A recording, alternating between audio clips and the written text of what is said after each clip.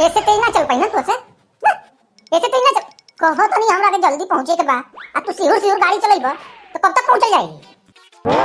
ऐसन बना तो हर बाप जोन रहला है हमरा के हवाई जहाज दहेज में ना देला। स्कूटी देले हमारी स्कूटी ये इतने स्पीड में जाई।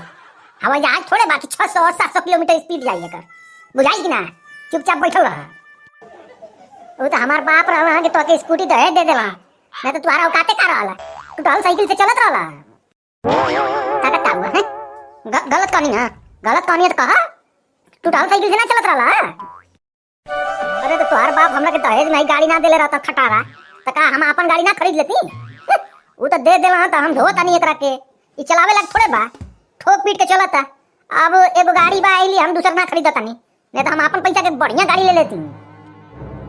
अच्छा ई बात बा मजबूरी में नहीं खरीदा तू तो एक काम कर जा थोड़ा ससुरालिए ना और वही गाड़ी खड़ा कर दिया और चाबी दे दिया हमरा घरे वालन के।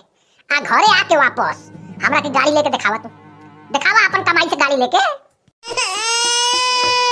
कब तक लेट होगा बतावा 2 दिन के अंदर 4 दिन में 1 हफ्ता 1 महीना टाइम देता नहीं ले ले ना गाड़ी।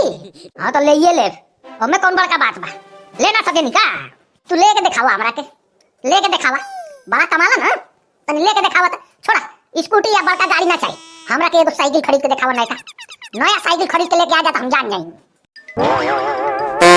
बोला कब तक ले ले बा एगो टाइम बतावा 1 महीना लगी या 2-4 दिन के अंदर लिया जाई।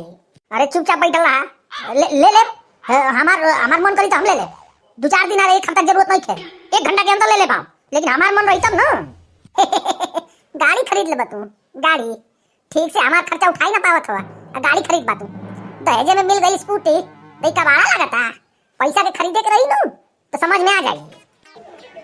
तनी तेज चलावा ना जल्दी पहुंच जाओ तूड़ दी कुल चाप के तूड़ दी।